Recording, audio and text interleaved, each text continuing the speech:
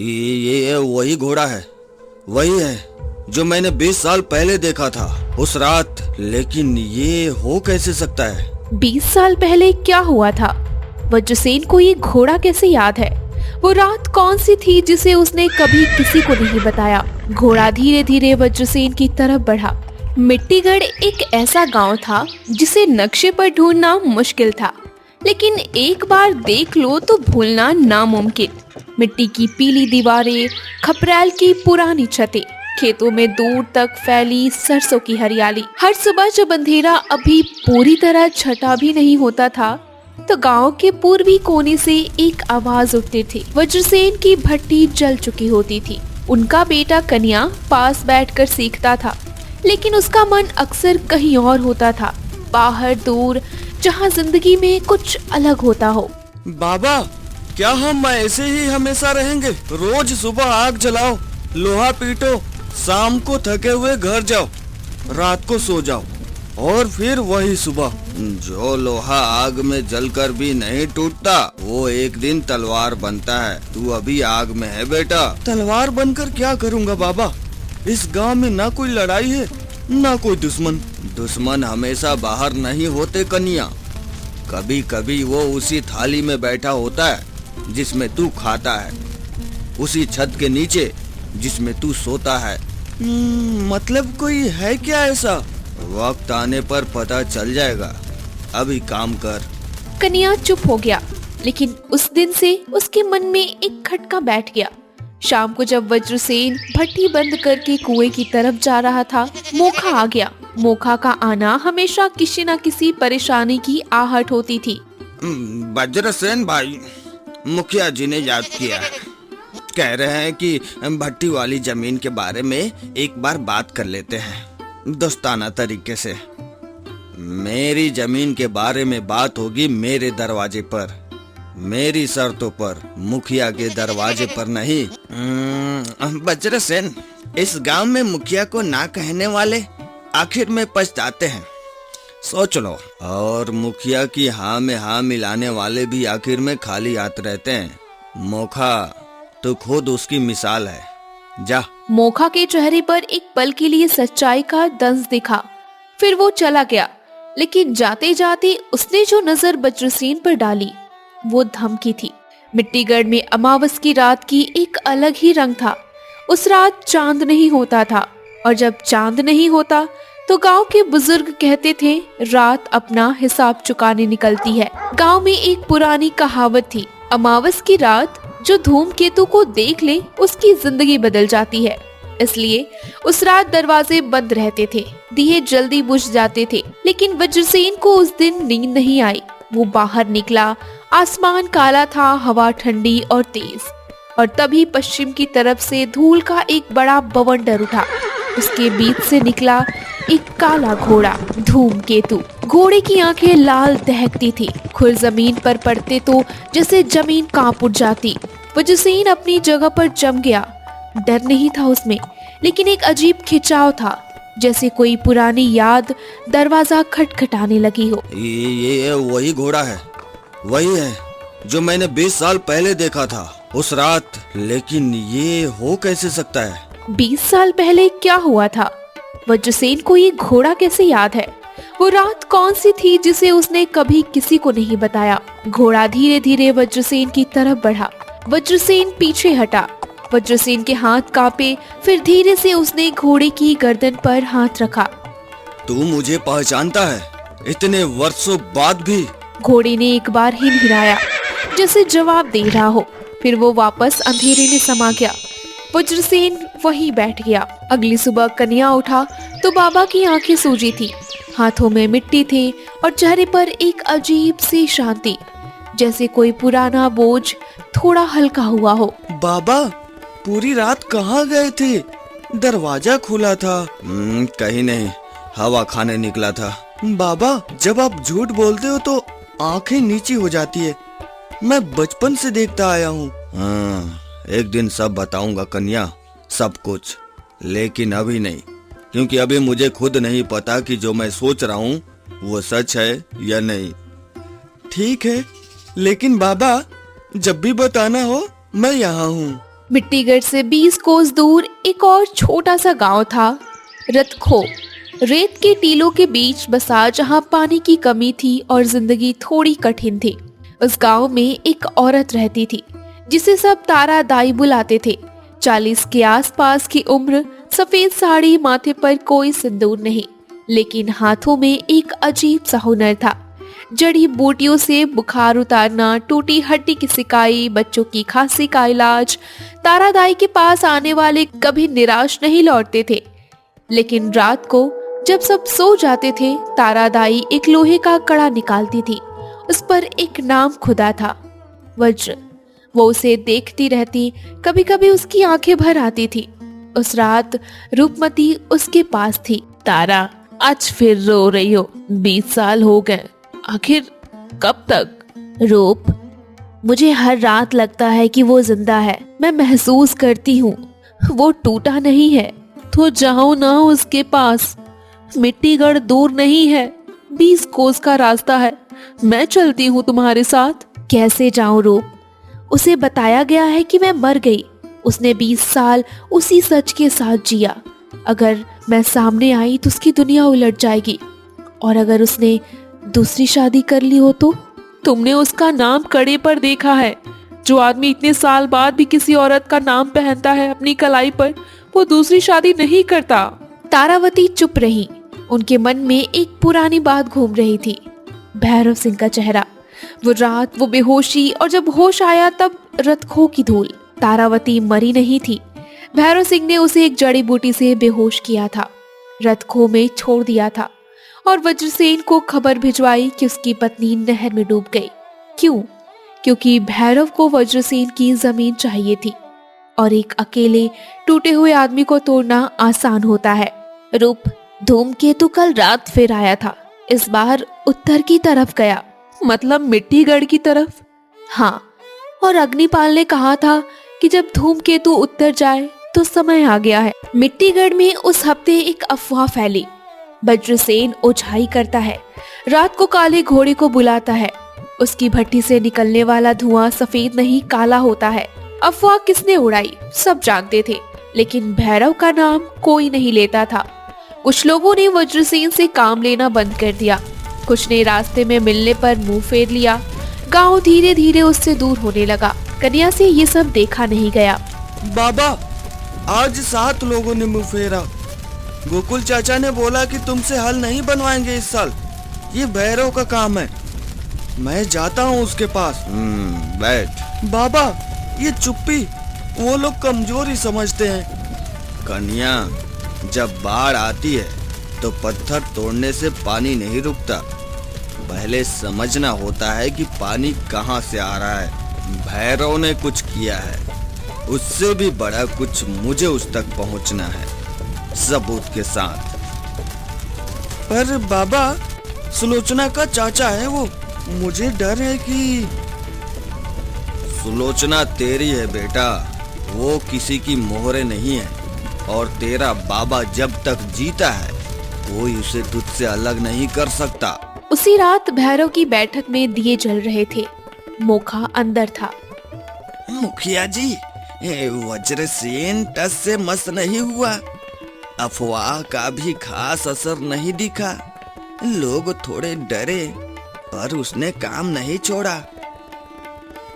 अफवाह छोटा हथियार था, अब बड़ा दाव। क्या मतलब? कन्या पर चोरी का इल्जाम लगेगा।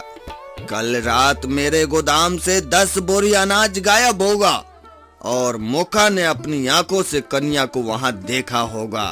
पर मुखिया जी, सुलोचना मेरी भतीजी है, वो मेरे खिलाफ नहीं बोलेगी, और अगर बोली तो उसे पता है क्या होगा। मोखा चला गया, लेकिन उस अंधेरे में एक चीज भैरव को नहीं पता थी। सुलोचना ने दरवाजे के बाहर खड़ी होकर ये सारी बातें सुन ली थी। रतखो गांव के छोर पर अग्निपाल की झोपड़ी थी। अग्निपाल 60 साल का बूढ़ा था, पर उसकी आंखों में एक अजीब चमक थी, जैसे कोई राज अंदर बंद हो और वो उसे संभाले लिए हो। धूमकेतु उसी के पास रहता था। गांव वाले डरते थे घोड़े से, पर अग्निपाल के पास वो एक शांत कुत्ते की तरह बैठा रहता। उस रात अग्निपाल ने एक पुरानी लकड़ी की पेटी निकाली जो वो 20 साल से छुपाए बैठा था। बेटे, तू समझता है मेरी बात? राजकुमार अभी तक लोहार बना बैठा है और मैं यहाँ बैठा हूँ डर के मारे। धूमकेतु ने सांस छोड़ते हुए जैसे वो सुन रहा हो। मुझे डर था कि अगर मैं गया तो भैरव उन्हें भी मरवा देगा, जैसे उसने महाराज वीरभद्र को मरवाया था। लेकिन अब और इंतजार नहीं होता। अग्निपाल ने पेटी खोली। उसमें 3 चीजें थी। एक सोने की मोहर जिस पर वीरभद्र राज्य लिखा था, एक पुराना तामपत्र जिस पर संस्कृत में कुछ लिखा था, और एक तलवार। वज्रसेन राजकुमार था। मिट्टीगढ़ का भी एक छोटी रियासत थी राजा वीरभद्र की। भैरव उस राज्य का दीवान था और उसने षड्यंत्र करके राजकुमार वज्रसेन की पहचान, उसकी याददाश्त और उसकी पत्नी तीनों छीन ली थी। महाराज, मुझे माफ करना, मुझे बहुत पहले ये करना चाहिए था। चल धूमकेतु, अब समय आ गया है, मिट्टीगढ़ जाएंगे। अगली सुबह मिट्टीगढ़ में हंगामा मच गया। भैरव के गोदाम का दरवाजा खुला मिला। 10 बोरी अनाज गायब था। मौका चौपाल पर चिल्ला रहा था। ये मैंने अपनी आंखों से देखा। कल रात कन्या गोदाम के पास था, लालटेन लिए हुए। मैंने पूछा तो भाग गया। ये झूठ है, मैं घर पर था, सुलोचना जानती है। हाँ भाई, मुझे दुख है, लेकिन मौका ने देखा है तो, और गांव के नियम है, चोरी का इल्जाम है तो जांच होगी ना। आपने ही ये करवाया है मुखिया जी, पूरा गांव जानता है। बेटा, आरोप बड़े हैं, सबूत चाहिए। भीड़ में सन्नाटा था। लोग देख रहे थे पर बोलने की हिम्मत किसी में नहीं थी। वज्रसेन आगे आया। उसकी आंखें शांत थी पर उस शांति में ज्वालामुखी था। भैरव, तू जो खेल खेल रहा है उसका अंजाम तू सोच भी नहीं सकता। लोहार को राजनीति नहीं समझ आती। तेरा बेटा चोर है। कल सुबह तक इसे पंचायत के सामने लाना होगा। कल सुबह तक बहुत कुछ बदल जाएगा भैरव, तू तैयार रहना। भैरव के चेहरे पर एक पल के लिए कुछ हिला। डर नहीं पर कुछ तो था। उस रात सुलोचना घर में बैठी थी। कन्या पास में चुप था। दोनों के बीच एक भारी खामोशी थी। सुलोचना के हाथ में भैरव के कागजात थे जो उसने कल चुपके से उसके संदूक से निकाले थे। उन कागजातों पर लिखा था वज्रसेन की भट्टी की जमीन भैरव के नाम करवाने की साजिश। नकली दस्तखत, नकली मोहरे। कन्या, ये लो। सुलोचना, ये तो भैरव मुखिया के, ये तुमने कहाँ से लिए? कल रात मैंने उनकी सारी बातें सुनी। उन्होंने तुम पर इल्जाम लगाने की पूरी योजना बनाई थी। ये कागज उनके संदूक में थे। तुमने जानती हो ना कि इससे भैरव तुम्हें माफ नहीं करेगा। मुझे उनकी माफी नहीं चाहिए। मैं वज्रसेन के घर की बहू हूँ, भैरव की मोहरे नहीं। उस रात कन्या ने वो कागजात वज्रसेन को दिए। वज्रसेन ने पढ़े और पहली बार उसकी आंखों में आंसू छलक आए। कल सुबह इनका इस्तेमाल होगा। बाबा, आप डरे नहीं। जिसने जिंदगी भर आग में काम किया उसे गर्मी कब से डराने लगी। 20 साल पहले बिट्टीगढ़ एक छोटी रियासत थी। राजा वीरभद्र, एक न्यायप्रिय शांत राजा, बीमार पड़े हुए थे। उनका बेटा वज्रसेन उस समय 25 साल का था। दिन रात उनकी सेवा करता था। भैरव सिंह राजा का दीवान हमेशा राज दरबार में रहता था।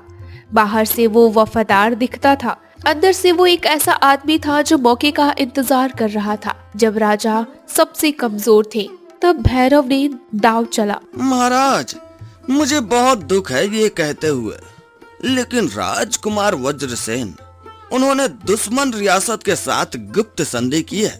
वो आपको हटाना चाहते हैं।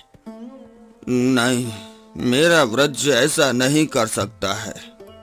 महाराज, मैंने खुद उनका पत्र देखा है, ये रहा। और जब तक आप ठीक नहीं हो जाते उन्हें यहाँ से जाना होगा। राजा वीरभद्र का दिमाग उस वक्त भैरव की दी हुई दवाओं से धुंधला था।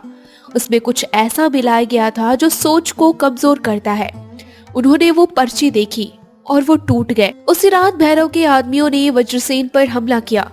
उसे पीछे से मारा एक भारी पत्थर से। वज्रसेन गिरा जब होश आया तो वो एक अनजान जगह था, एक बूढ़े लोहार के घर में। वज्रसेन की याददाश्त टूटी हुई थी, टुकड़ों में। उसे अपना नाम याद था, उसे तारावती याद थी, लेकिन बाकी सब धुंधला था। भैरव के आदमियों ने उसे लोहार को पैसे देकर कहा था, इसे अपना शिष्य बना लो, ये पागल है। उधर तारावती को भैरव ने बेहोश करके रथखों में छोड़ दिया और वज्रसेन को खबर पहुंचाई कि तुम्हारी पत्नी नहर में बह गई। वज्रसेन बहुत रोया, फिर लोहार के पास सीखा, काम किया और एक दिन खुद लोहार बन गया। धूमकेतु राजा वीरभद्र का राज घोड़ा उस रात हमले के समय वहां था। अग्निपाल ने उसे संभाला था और तब से वो घोड़ा राजकुमार को ढूंढ रहा है। उस रात मिट्टीगढ़ में 3 अलग अलग हलचलें हुई, जो भोर होते होते एक जगह आकर मिलने वाली थी। पहली हलचल, अग्निपाल धूमकेतु पर सवार होकर रथखों से चल पड़ा था। उसके कंधे पर एक झोला था जिसमें वो पेटी थी। दूसरी हलचल, तारावती और रूपमती चुपचाप रथ को छोड़ रही थी। तारावती के हाथ में वो लोहे का कड़ा था। तीसरी हलचल, सुलोचना देर रात भैरव के घर के दरवाजे पर दस्तक दे रही थी। चाचा, चाचा, आपके वो कागजात जिनसे आप वज्रसेन बाबा की जमीन अपने नाम करवाने वाले थे, वो मैंने कन्या बाबा को दे दिए हैं। क्या क्या बोला तूने? सुना आपने? और ये भी सुन लीजिए, कन्या बाबा पर आपने जो इल्जाम लगाया उसका जवाब कल सुबह नहीं, कागजात से मिलेगा। नहीं चाचा। तूने मेरे साथ गद्दारी की, मेरी ही भतीजे ने। मैंने इंसाफ किया। गद्दारी वो करते हैं जो किसी और के भरोसे को तोड़े। आपने वज्रसेन बाबा का भरोसा तोड़ा। 20 साल पहले मैंने उसे जोड़ने की कोशिश की है। भैरव सिंह बोल नहीं पाया। सुलोचना वापस चली गई। भैरव ने रात में मोखा को भेजा। कन्या को आज रात ही पकड़े, लेकिन मोखा आधे रास्ते से वापस आ गया। उसने जो देखा वो उसके होश उड़ गए। गांव की पश्चिमी रास्ते पर धूमकेतु अग्निपाल पर सवार था। धूमकेतु आ गया, धूमकेतु आ गया, भागो भागो। अगली सुबह भोर में जब आसमान में लाली अभी फैल रही थी, मिट्टीगढ़ के चौपाल पर सब लोग इकट्ठे हुए थे। अग्निपाल धूमकेतु से उतरा। उसके हाथ में वो झोला था। वो सीधे चौपाल के बीच में खड़ा हो गया। भैरव सिंह भी था, अभी भी मुखिया की तरह खड़े होने की कोशिश कर रहा था। मिट्टीगढ़ के लोगों, मैं अग्निपाल हूँ। अरे खो का आज एक पुराना झूठ का होगा और एक पुरानी सच्चाई सामने आएगी। ये बूढ़ा कौन है? इसे कौन लाया? इसकी बातें सुनने की जरूरत नहीं। भैरव, तू पहचानता है मुझे और जानता है कि मैं यहाँ क्यों आया हूँ। भैरव का चेहरा सफेद पड़ गया। अग्निपाल ने झोले से तामपत्र निकाला। उसमें पढ़ा राजा वीरभद्र की वसीयत। उनकी मोहर लगी हुई थी। मैं राजा वीरभद्र इस ताम्रपत्र द्वारा घोषित करता हूँ, मेरा पुत्र वज्रसेन इस रियासत का अधिकारी है। जो कोई इसके विरुद्ध जाए वो देशद्रोही है। यह मुहर और यह पत्र झूठा नहीं है और भैरव सिंह जानता है ये असली है। भीड़ में खुशफुसाहट फैल गई। लोग एक दूसरे को देख रहे थे। वज्रसेन वहाँ था। उसने तामपत्र लिया, उसे देखा, उस पर लिखे शब्द, उस पर खुदा अपना नाम वज्रसेन वीर पुत्र वीरभद्र। और तभी जैसे कोई भारी दरवाजा खुल गया। याददाश्त के टुकड़े जुड़ने लगे। ये मेरे पिता की लिखावट है। ये मुहर, मैं इसे पहचानता हूँ। बचपन में मैंने इसे छुआ था। हाँ राजकुमार, तुम भूले नहीं थे, बस दरवाजा बंद था। वज्रसेन की याददाश्त पूरी तरह नहीं गई थी। भीतर सब कुछ था, बस एक दरवाजा था जो उसे चोट के बाद बंद हो गया। ताम्रपत्र, पिता की लिखावट, उसने वो दरवाजा खोल दिया और तभी भीड़ के पीछे से 2 औरतें आईं, तारावती और रूपमती। तारावती रुकी। उसने वज्रसेन को देखा। उसके हाथ में वही लोहे का कड़ा था, वज्र लिखा हुआ था। वज्र। वज्रसेन मुड़ा और देखा वो आंखें जो उसने 20 साल सपनों में देखी थी। तारा, तू जिंदा है? तू सच में यहाँ है? हाँ, मैं जिंदा हूँ। माफ करो, बहुत देर हो गई। तुझे माफी नहीं मांगनी, माफी का हकदार मैं हूँ। मैं तुझे ढूंढ नहीं पाया। भीड़ खामोश थी। कुछ लोगों की आंखें भीग गई। कन्या किनारे खड़ा था। उसने इस औरत को, जिसे माँ कहना था, पहली बार देखा था। तुम माँ हो मेरी? तेरी आंखें बिल्कुल तेरे बाबा जैसी है। मैं पहचान गई। सुलोचना एक तरफ खड़ी थी। उसकी आंखें भरी थी पर होठों पर मुस्कान थी। भैरव सिंह पीछे खिसकने लगा। लेकिन भीड़ ने रास्ता नहीं दिया। और ये देखिए, भैरव सिंह के हाथ से लिखे नकली दस्तावेज। इनसे वो मेरे बाबा की भट्टी की जमीन अपने नाम करवाने वाले थे। कल सुबह मुझ पर जो चोरी का इल्जाम लगाया, वो भी इसी साजिश का हिस्सा था। ये झूठ है, ये नकली कागज है, मेरे खिलाफ साजिश हो रही है। भैरव, 20 साल पहले तूने एक राजा की याददाश्त चुराई, उसकी पत्नी छीनी, उसका नाम छीना, उसे लोहार बनाकर जीने पर मजबूर किया। आज इस गांव के सामने तेरा सारा हिसाब खुला है। मैंने बस उनके कहने पर किया, मुझे नहीं पता था कि इतना बड़ा झूठा है। माफ कर दो। एक लंबी चुप्पी थी। वज्रसेन आगे आया, भैरव के सामने खड़ा हुआ, देर तक उसे देखता रहा। भैरव, मैं तुझसे नफरत करूं, इसके लिए मेरे पास ताकत नहीं। मैंने 20 साल लोहा पीटते हुए देखा है।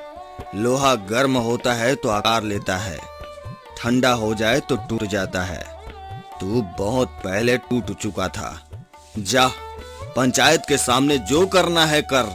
भैरव सिंह को गांव के बुजुर्गों ने पड़ोसी कब्जे की पंचायत में पेश किया। मोखा ने सारा सच कबूल किया। भैरव की जमीन और उसकी मुखियाई दोनों गई। मिट्टीगढ़ बदल गया, धीरे धीरे एक मौसम की तरह। वज्रसेन ने राजगद्दी नहीं मांगी, गांव के लोगों ने उसे नया मुखिया बनाना चाहा। मैं 25 साल लोहार रहा।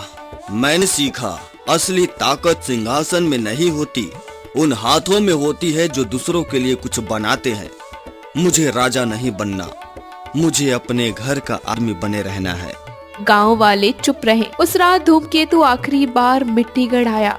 वज्रसेन बाहर था, घोड़ा उसके पास आया, धीरे और शांत। तू जानता था ना, पहले दिन से तू मुझे ढूंढता रहा। 20 साल मैं नहीं मिला तो भी नहीं रुका। धूमकेतु ने एक बार हिनहिनाया और फिर उसने वज्रसेन को अपनी बड़ी आंखों से देखा, एक लंबी शांत नजर, और चला गया हमेशा के लिए। जिस दिन राजकुमार को अपनी पहचान मिल जाती है, धूमकेतु का काम खत्म हो जाता है। वो राजा वीरभद्र के पास वापस चला जाता है। वज्रसेन का घर उस रात रोशन था। पहली बार उस घर में, उस आंगन में कन्या और सुलोचना पास थे। चूल्हे की आग जल रही थी, आसमान में तारे थे, मिट्टीगढ़ की मिट्टी में एक पुरानी खुशबू थी। अग्निपाल दरवाजे पर खड़ा था। वापस जाने से पहले उसने उस आंगन को देखा, उस परिवार को, और उसकी आंखों में पानी आ गया। वीरभद्र महाराज, आपका बेटा ठीक है, आपकी बहू घर आ गई, आपका पोता जवान हो गया, आपके नाम का बोझ उसके कंध पर नहीं, आपका प्यार उसके दिल में है। अब जाइए, जाइए महाराज, चैन से जाइए। अग्निपाल वापस मुड़ा और रथ खो की तरफ चल दिया। वो रात मिट्टीगढ़ की सबसे खूबसूरत रात थी। भट्टी की आग बुझी नहीं थी। पहली बार उसकी रोशनी में सिर्फ लोहा नहीं, एक पूरा परिवार था।